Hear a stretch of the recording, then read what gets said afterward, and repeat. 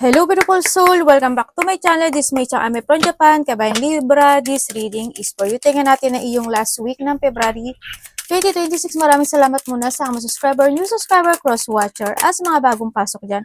Welcome na welcome kayo sa bahay ni Ate Aimee. Salamat din sa nakakataba na po sa inyong mga comments. At sa mga nagpa-personal reading, marami pong salamat. Kung gusto niyo na energy niyo lang talaga, ang gusto niyo makuha natin, all the details is in description below. Pakicheck na lang. General reading tayo, Libra, kunin mo lang ang sayo at itapon ang hindi naman talaga sayo. Maaring vice versa. Energy mo, energy ng person mo, energy ng malapit sa puso mo, nangyayari or mangyayari pala. Use your own intuition, lawakan nyo inyong isipan, ano man ang gender mo, ano man ang edad mo. Wala sa baraha ang kapalaran ng tao, kayo pa rin ang makapagpapabago nito. Gawin yung guide yung mga warning na pwedeng lumabas, hindi yung negative warning yun para magkaroon din kayo ng idea kung mga bagay na need to aware, change of decision, o pwedeng maiwasan. Pero kung gusto mo na positive reading lang gusto mo marinig, hindi po itong channel na ito para sa inyo. Tingnan muna natin muli pa.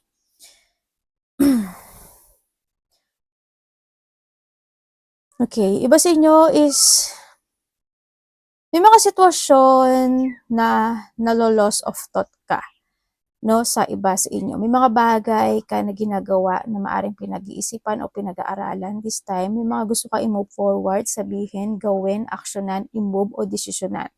Sa nakikita ko sa iyo dito, you try to create something new into your life, kaso nandun ka sa point na pag-iisip na maaring ikaw is na may mga bagay ka pa na hinihintay o nahang ka sa sitwasyon, no, sa nakikita ko sa iyo dito.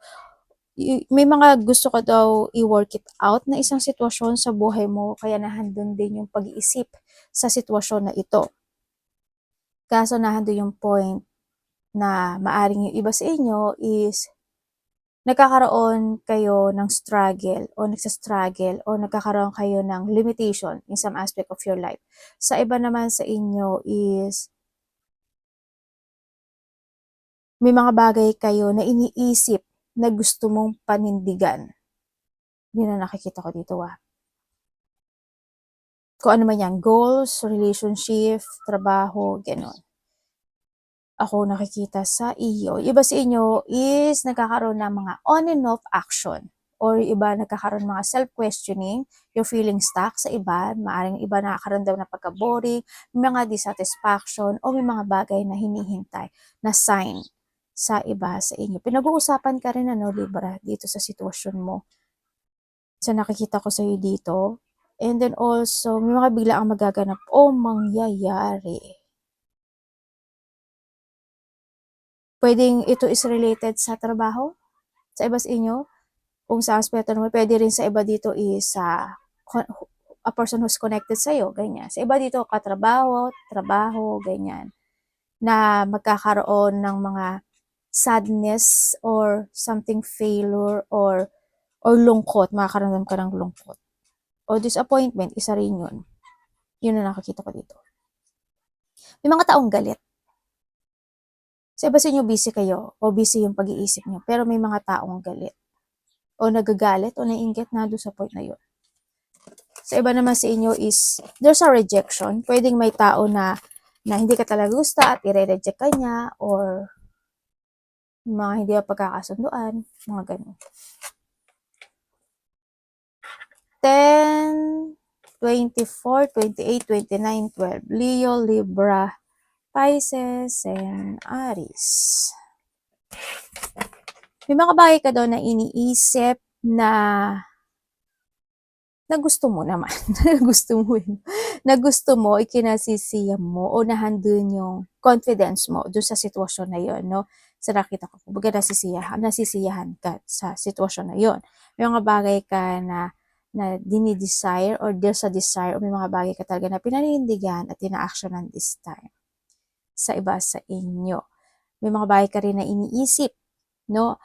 Nagtataro reader ka? Or maybe there is someone here na nako-connect sa'yo or ikaw ang ko-connect o may kakilala ka na doon sa point na yun, no? Sa iba naman sa inyo is may mga small problem ako nakikita sa'yo or may mga chismis. chismis talaga ate, oh, may mga chismis. Yan, may mga chismosang palaka o mga chismis-chismis dyan. May ibon ba kayo? Yan, iba siya may ibon, ano. May pabobola. But there's a love ako nakikita dito, no. Ibig sabihin, may tao na malapit sa'yo, na makakapagbigay sa'yo ng painful or pain or dissatisfaction. Kung paano ka makakaramdam sa kanya ng pain. Yun, sa iba sa inyo.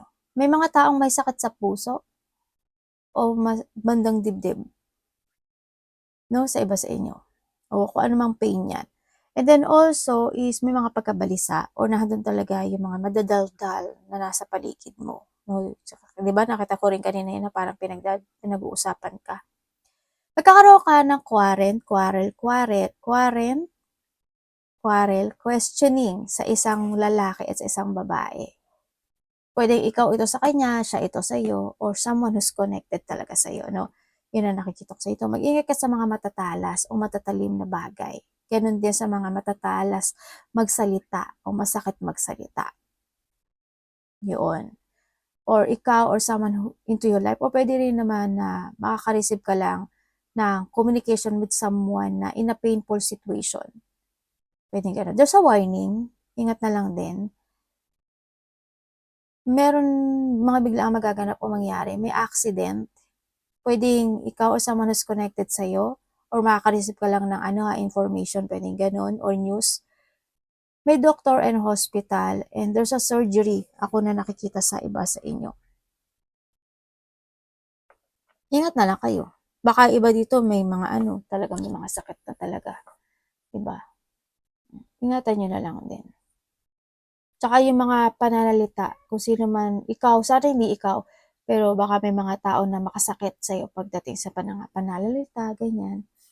Sabi dito, kung ano daw yung ipinunla mo, there's an harvesting situation kasi ako na nakikita sa'yo dito eh.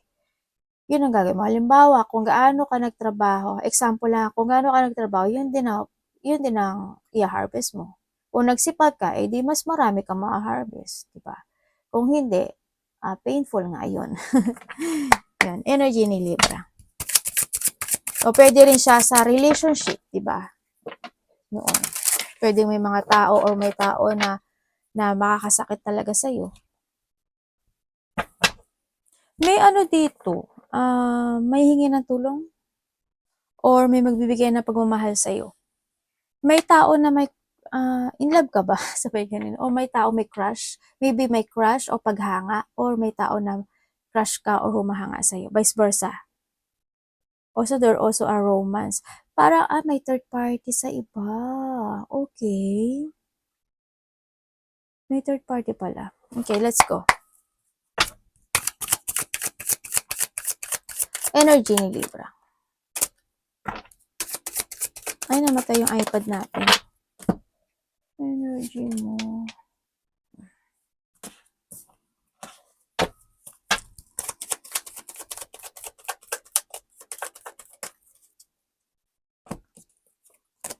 Okay, energy mo. Ang energy na nakukuha ko sa'yo dito is, may mga sitwasyon ka daw na kikimkimin this week. Yun ang nasasabi dito. Alam mo yung point na gagawin mo naman yung effort mo o yung hard work mo sa isang sitwasyon, pero nandun yung point na hindi ko alam baka there's something happen. Pwedeng nandun sa point na yun kasi may pagkikimkim ako na nakikita sa'yo dito. Yun. Sa iba sa inyo, may mga travel. Malayo man yan o malapit, ganyan.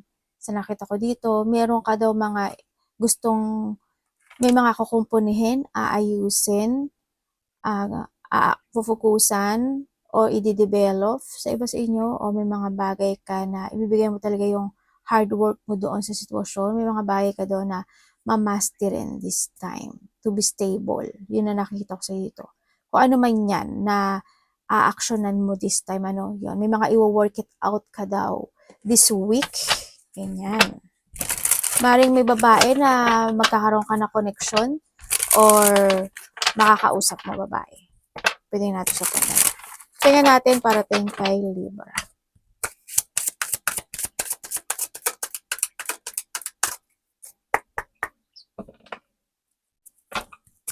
Darating kay Libra.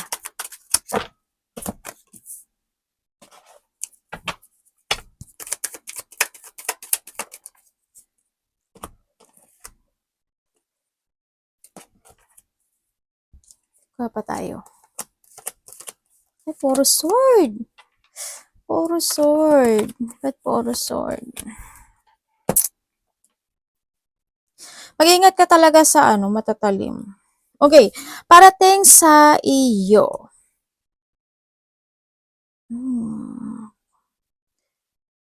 Parang magbabakasyon ka ba?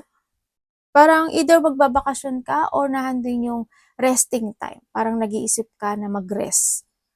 Ganyan. Or umabsent. Isa na rin yun. Yun nakikita ko dito. Parating sa'yo, mag-ingat ka kasi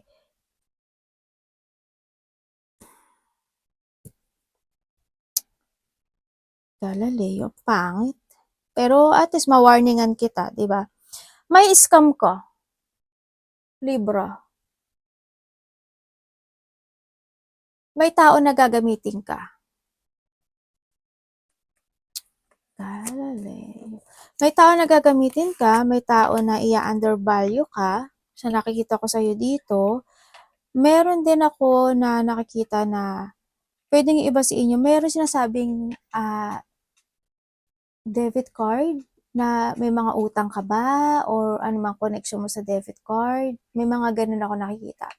Also, may mga halimbawa, may bumili ka na isang bagay tapos may nakalagay free. Diba? Ibig sabihin, hindi yun free. May bayad talaga yun. Pwede yun, isa yun na makaka-scam sa'yo o maloloko ka.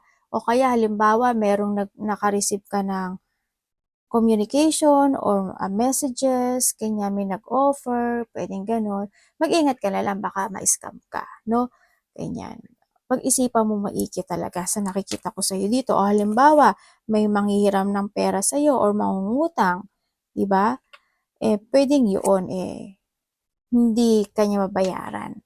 Kung may mga nangutang, hindi kanya mababayaran this time. O kung may hihingi man ng tulong, hoping pag-isipan mo pa rin. Pero nasa iyo naman yan, desisyon na yan. May taong manggagamit. May mga unpaid debit talaga. Meron din ako nakikita dito na tao na may pang-aabuso no? Ibig sabihin, someone's abusing you. Pwedeng napakabait mo kasi, o mabait, o matulungin ka talaga, kaya abusuduhin ka niya. O kaya pwede rin siya sa lovers, no? Sa mga tao na na house connected sa'yo. O kaya may mga partnership din ako na nakikita dito na maaring hindi good, no? Ina-undervalue ka ng mga tao na to o ng tao na to. Kung sino man itong tao na to na i-undervalue ka raw. Ganyan, sa iba sa inyo. Parating sa'yo,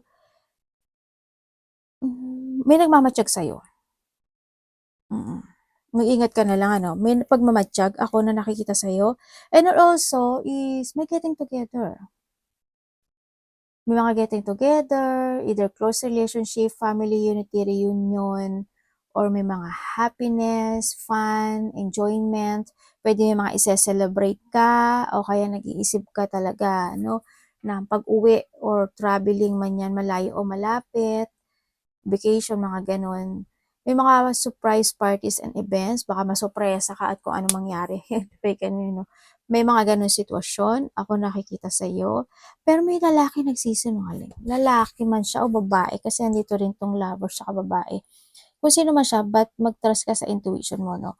Yan. Ibig sabihin, may tao na liar, dishonest. May mga sitwasyon na parang na nagbubulag-bulagan ka lang no? Sana medyo imulat mo lang din yung pag-iisip at yung mga mata mo sa nakita ko dito. Sometimes you need to say no rin kung kinakailangan ang sinasabi dito.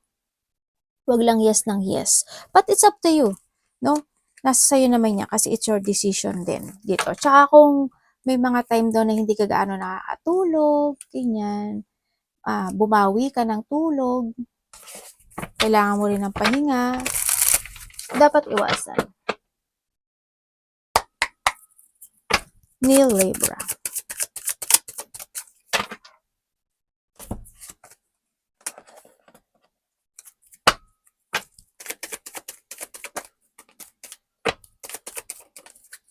Okay, dapat mong iwasan. dapat mong iwasan, syempre, tulad ng sabi ko kanina, di ba, pag medyo pagod ka at you want to take a rest, why not, di ba, para magkaroon ka rin ng mental peace sa buhay mo, sa sarili mo.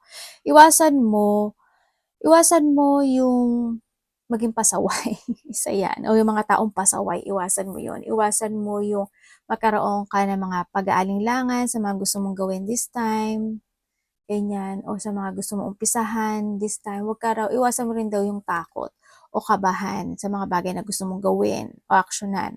Iwasan mo yung, syempre, yung pabago-bago yung isip o yung mga tao na pabago-bago yung isip, ganyan, o yung malack of idea ka, malack of creativity ka, ma-unfocus ka, o malack of goal ka, o yung mag-isip ka ng kabiguan sa buhay, iwasan mo rin yun, ano? Yung maging close-minded ka, or yung mga tao na close-minded, yan, isa yan, tulad na nakikita ko kanina, di ba? Umiwas ka na lang sa kanila hanggat maaari. Yun ang pinasabi rin dito.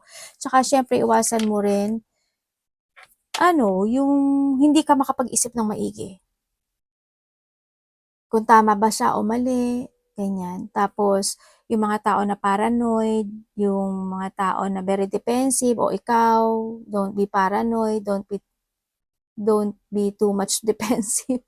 Kasi, depende kasi sa pagiging defensive, no? Diba, may mga defensive na tao na may itinatagong lihim, kaya nagiging defensive sila, di ba? Yung mga taong ganun, o kaya mga taong mainsulto o nang iniinsulto ka, yan iwas ka na lang din. Mga taong sinungaling at magsinungaling, kung ikaw to, wag na lang din. Yung mga taong masakit magsalita, mga rude, bastos, pabalang, mga ganyan. Yung mga, iwas ka rin sa alam mo yung mga tao na competitive situation, mga ganyan. Yung pipilitin ka nila o pipilitin ka niya na maniwala ka sa mga sinasabi niya. But if you want to go to the flow, it's okay lang. It's up to you. Nasa iyo yun, di ba? Yan. Yung mga sarcastic situation o mga taong ganun, o yung mga ima-mind games kanila, ganyan. Iwasan mo, no? Sa nakita ko sa ito. Well, kung ikaw to, umiwas ka. Yung mga pagdududa sa sarili mo o kaya sa mga bagay na gusto mong gawin, umpisahan, i-let go, yan. Huwag mo dudahan. Love, kapatid, anak, magulang, karelasyon, kaibigan, pamilya. Libra in love. Energy reading tayo, ha?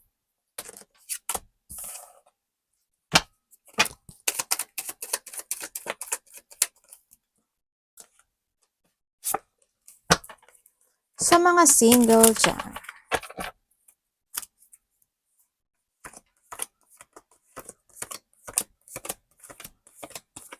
Uy, meron, oh. Pwedeng may nakakausap ka na, isa, lahat, ang dami naman ito. 2, 3? Pwedeng isa dito, pass. Yung nakaraan na. Yan, maaaring may nakakausap ka na, isa, 2 o 3. O isa sa 3 na yun is pass, ha. Pwedeng ganon. Yun na nakita ko. Ang nakikita ko dito, pero bakit may parating pa na isa? Sabi dito, you need to see the fact of the situation. Kumbaga, kailangan mong malaman kung sino talaga sa kanila ang magiging totoo sa'yo. Kung mahal ka pa talaga nila, nagsisinungaling mo sila, or hindi, nando sa point na yun, alamin mo daw. Yun ang sinasabi dito. And then also is, kung ikaw, kasi yung iba dito, ewan ko may matanda Hindi ko alam kung matanda ba siya o this person is, bibigyan ko kayo Yung isa dito, player. Yung isa dito is, ando naman yung devotion ng tao na yun, matalino and smart. Yung isa is, ganun din naman matalino and smart, pero, siya, medyo, may kakayanan. Kumbaga, sa 2 tao na nabanggit ko, siya yung nasa level up. Ando sa point na yun. Either may negosyo siya, may negosyo siya, malaki o maliit, stable, or nandun yung point na pwedeng itong tao na to, ang dami na talaga niya napagdaanan sa buhay. Yun ang nakita ko. Pumili ka na lang dun. Diba? Okay, sa mga nagkahiwalay, may mga nagkahiwalay na talaga kasi naging player yung isa. Nado talaga yung third party situation. No, maaring may nalaman ka rin dito sa connection na to. Pero ando naman yung pagka-apology or nagtiis at nagtimpi ka pa talaga dito sa sitwasyon. Pinilit mo pa talagang gawin ang lahat para maging okay ang lahat. Pero hanggang sa hindi na talaga naging matatag yung connection at tuluyan siyang gumuho. Kumbaga pinilit mo pang i-delay o you want to transfer pa yung situation pero nangyari ang mga dapat nangyari talaga, no? Sa nakita ko dito. Pero siya nga na yun, wala tayong magagawa doon kasi it's a divine talaga siya, no? Kailangan yun. Ibig sabihin is, inaalis lang sa'yo yung tao na nakikita niya na hindi para sa'yo. And then they give you a new person para makita mo yung worth mo. Ganun lang yun. And then, sa mga magkarelasyon dyan naman na walang third party, nagkakaroon ng mga transformation when it comes in this connection. May mga bagay o sitwasyon, ikaw or siya, ito, or in this connection, may mga bagay na trying to heal this connection, no? Hindi ko alam in what way sa nakita ko dito. Nandun din yung pagkocontrol ng emotion ng isa, kahit na ang nakikita ko is parang nakakaramdam o may alam siya sa sitwasyon. Hindi ko alam kung ano eh.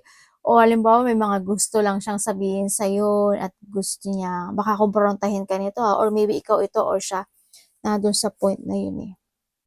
Na nakikita ko dito. But you try to make it balance any situation. Yung isa naman dito talaga, ginagawa naman niya yung lahat. Pagdating sa yun nga lang, may mga ikakagulat, ikakashock ka o ikabibigla when it comes in this connection na parating. Hindi ko alam in what way. Kung may mga third party kayo, yes, may third party, no? Yun na At alam mo naman daw, sabi dito. Yung pala ikaw yung gumagawa nun eh, no? At alam mo naman daw, sa mga may third party dyan. Kaya niya na solusyonan yan.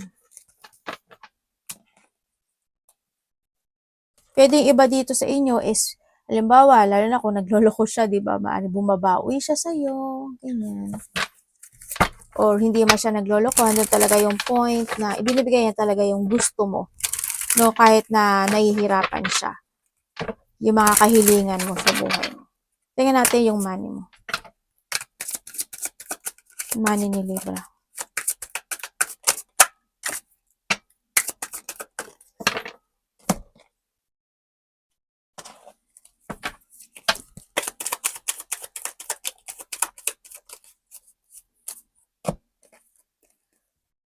Ay, ano ba yan? Ang dami mo talagang sword.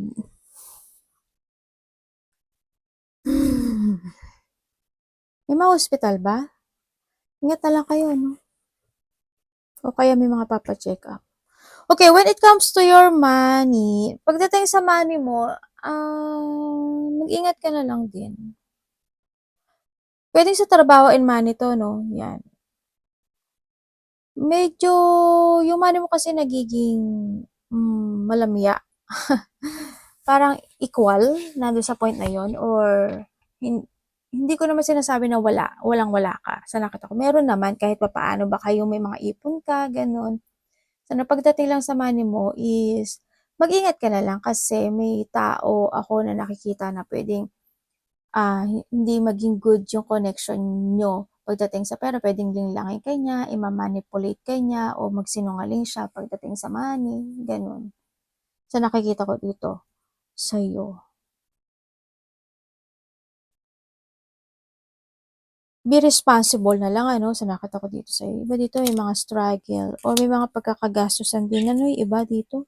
Pwedeng may ko-connect sa'yo o may pagbibigay ng suporta or ikaw makaka-receive na connected ang pera. Bumili kayo ng bahay? O nagpapagawa ka ng bahay? Gusto mo ba mag-renovate ng bahay? O may mga building situation ako na nakikita kasi sa'yo dito, ano? Yun na nakikita ko sa'yo dito. May nakita akong bahay. Advice. Ingat ka ha sa pera mo. Mag-trust ka sa intuition mo.